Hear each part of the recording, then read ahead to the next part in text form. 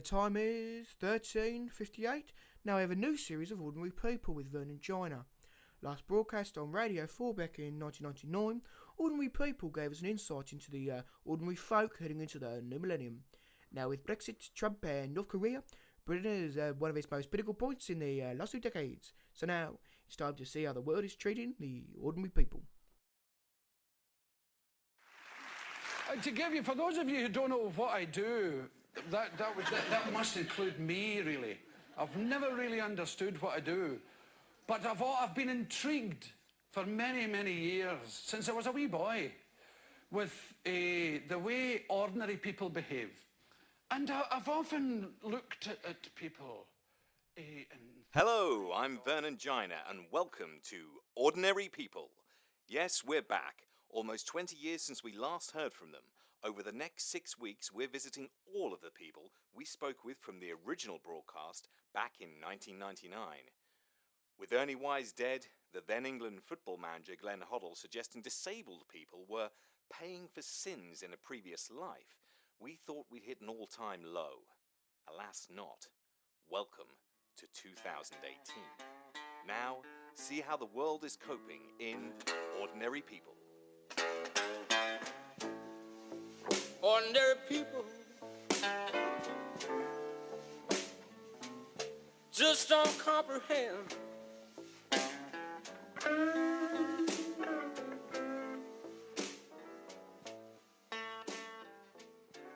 We start off with the Reeves family. Back in 1999, they already had a 6-year-old son, Daniel, and Julie was pregnant with a daughter. Isabel is now 18 and at college, and Daniel is still living at home. Kenneth has retired and Julie has worked her way up to the head of HR at JJD Milk Bottle and Test Tube Manufacturing Limited and is hoping to have retired herself within the year. Now, as the proverbial fly on the wall, we go inside their 3-bedroom house in Leytonstone to see how the family has changed for the modern world. Morning. Oh, what time is it? Still early. Don't worry. Have you seen Triangle Man this morning? He came out a minute ago. He was in a vest and shorts. Blooming hell. At this time of the morning? He was getting something out of his car. And did he have the pug? Yeah, one day he's going to trip over that pug, and to be honest with his frame, it's only a matter of time. I don't get how his legs support his body. What would you call it? An isosceles? An upside-down isosceles, yeah. Oh, and what about the toilet lady? Yeah, she's been and gone. You know, she opens that toilet at 7 every morning, yet you still ask. She fell off her bike yesterday. What? Yeah, she came back last night to lock up and she skidded on some ice. Boom, she hit the deck. Wow, I can't believe I missed that. I would have helped, but the dinner was in the oven and Izzy was just talking and talking about some kid at college that got shot on by a seagull. I felt it would have been rude to leave. No, quite right. Oh, the toast. Oh, FB is out with his mum. Oh, yes. Where do you think they are going this early? I was speaking to June and she says he's starting one of those special schools. It's a bit of a travel, but I think he needs it. Yeah, it makes sense. How do you let a 10-year-old boy become so fat? Neglect, I think, Ken. Neglect and large quantities of rusks. You can't just assume, Jules. You were the one who found all those Farley's boxes shoved in their bin. You make a fair point. How has the world changed for you two? Oh, good question. Well, my jazz collection is doing fab. I got a great new double vinyl collection of Charles... Jesus, Ken. He doesn't want to hear about your Mingus. I don't mind. Please don't encourage him. Okay, sorry. And you, Julie. I get no privacy anymore. Ah, she's right. Hang on, at least you have your shed. God knows what goes on down there, but at least you get away. If I wanted some time alone when you lot were here last, all I had to do was lock the kitchen door and pop on a Whitney Houston CD. Now, all the music is online, and to be fair to Daniel, he may not be all up there, but he knows how to unlock a door. Jules, he is 25. My point exactly. He's had at least 20 years to work it out. Don't get me wrong, I love the boy, but there is a reason he still lives at home.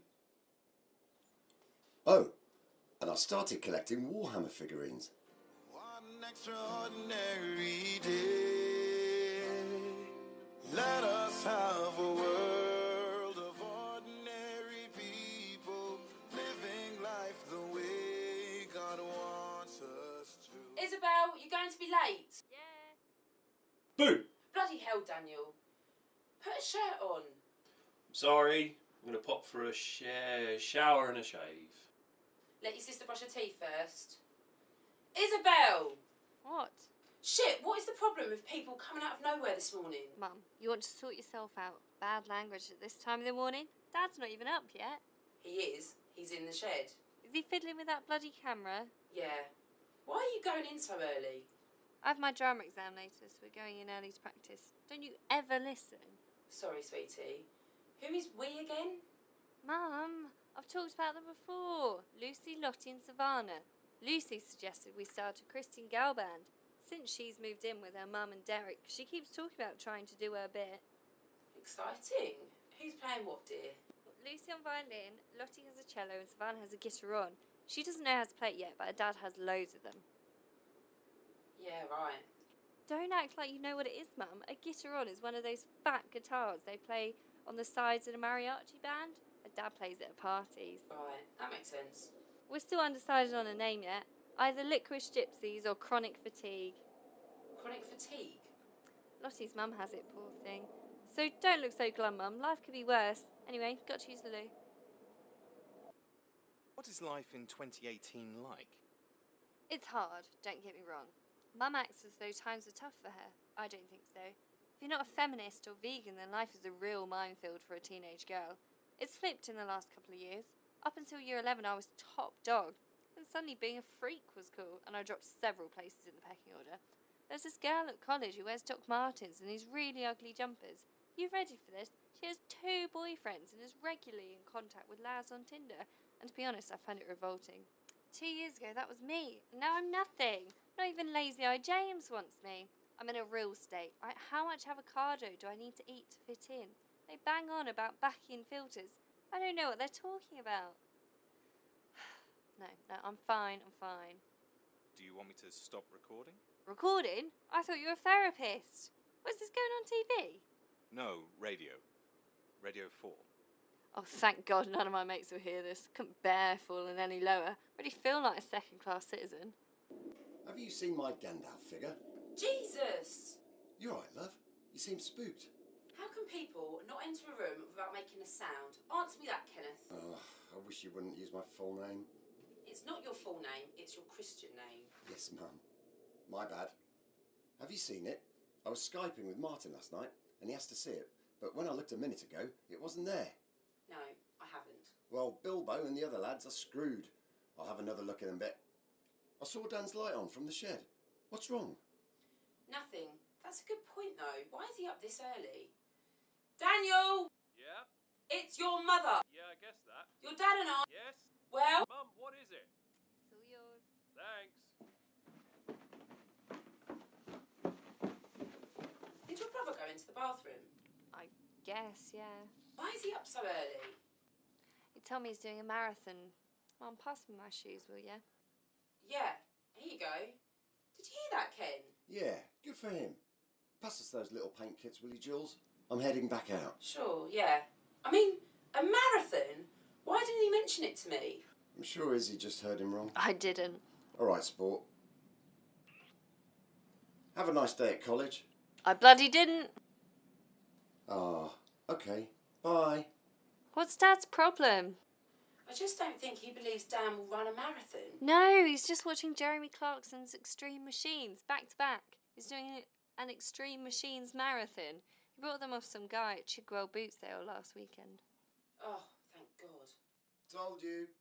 Get in your shed, old fella. Yes, you don't have to tell me twice. Do you feel that now you're retired, you are less stressed? I guess. What do you mean? Well, with your job, I mean, last time we were here, you broke a pull-out sofa in 2 and then you went outside to cool down. You shouted pretty obscene things at a poor Pakistani man. Well, we didn't have need for the sofa when we got the spare room done, so I guess I did the family a favour. And what about the poor Pakistani gentleman? I sent you that letter about removing that section from the broadcast. But since then, I've made good friends with Naveed and the whole Khan Sahib family. Well, that's good. What I meant to say is, do you find solace in your shed? Oh, yes. I still put you first, and we'll make this thing work. But I think we should take it slow. We're just ordinary people. We don't know which way to go. Right, Mum, I'm off. Oh, Mum, Yes? calm down on the swearing.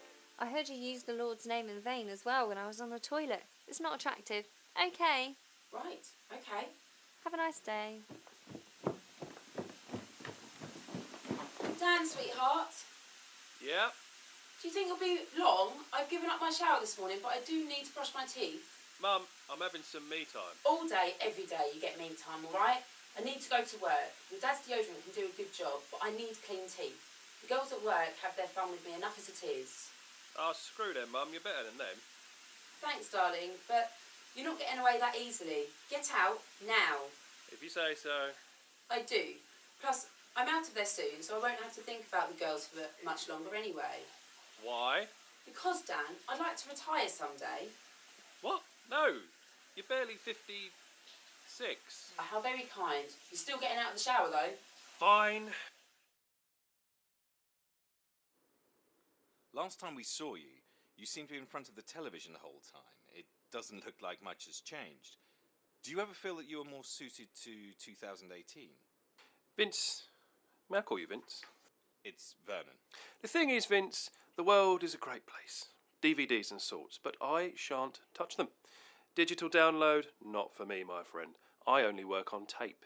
Me and Mr. VHS have a special connection. So you would rather be back in the 2000s? Oh no, Victor, the opposite. Do you know how cheap I can get the box set of Celebrity Ready Steady Cook on eBay? No. £3.48. Imagine that in 2001. You're talking £15 minimum. I'm Alan Partridge, Season 1 on VHS, £2.56.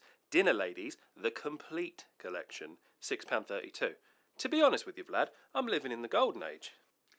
Thank you, Daniel. No problem, Vernon. Oh, Jesus Christ.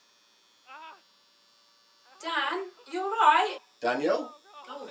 What? Get up there.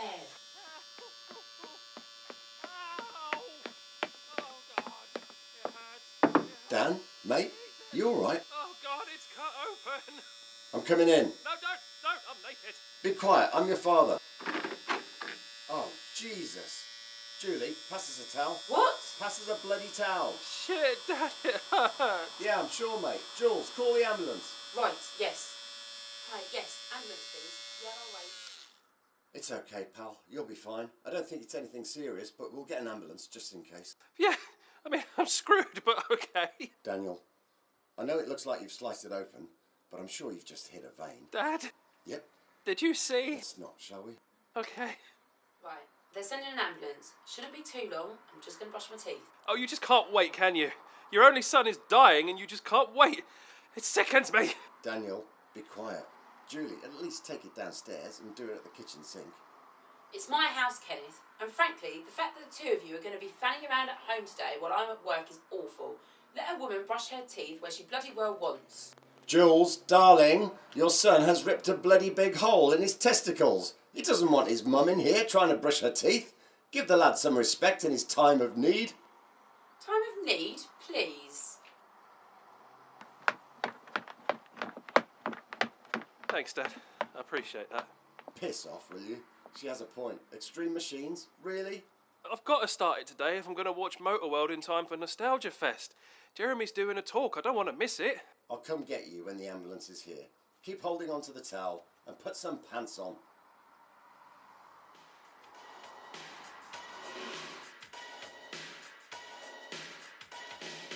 We are ordinary people leading ordinary lives. We use all so simple ways to get simple happiness. Almost 20 years has passed. How do you see yourself in the coming 20? I hope my collection gets bigger. I'd like to find my Gandalf. I guess I could just buy a new one, but I have a Smaug in the post, and he comes in a pack with Bilbo, so it would be silly to fork out for another. I think he means bigger than Warhammer, love. Well, a conservatory would be nice. Yeah, it would.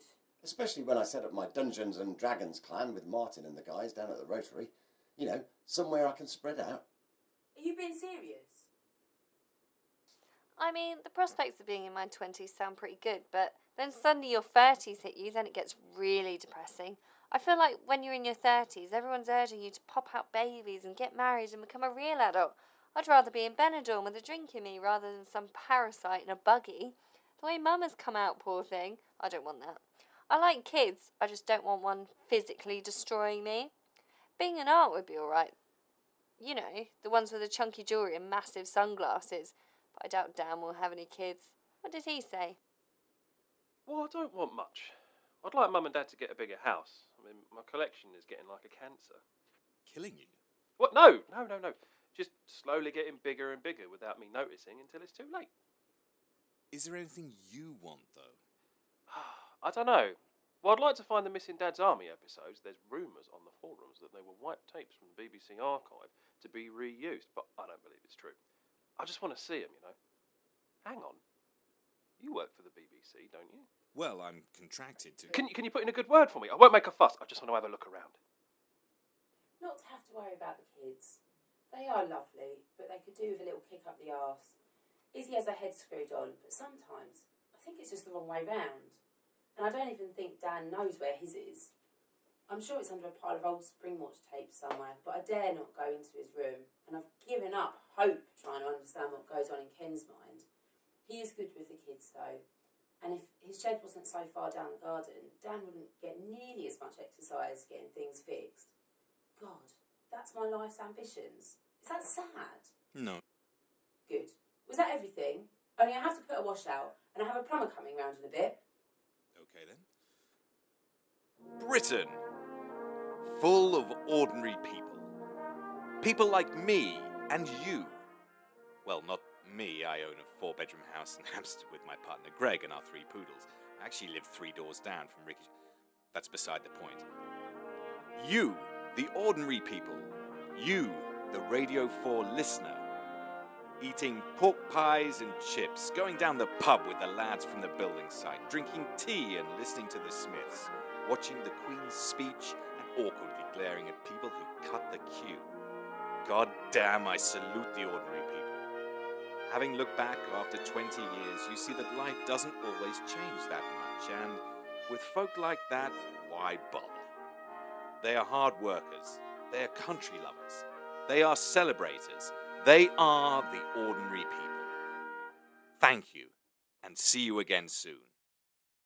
That was Ordinary People, presented by Vernon Joyner, produced by Peter Henford, and was a Doctor in the Earth production for BBC Radio 4. And Vernon is back at the same time next week, visiting the twin mares Redica and Zudica from Spent, Derbyshire. We see how keeping the town afloat in 2018 is possible.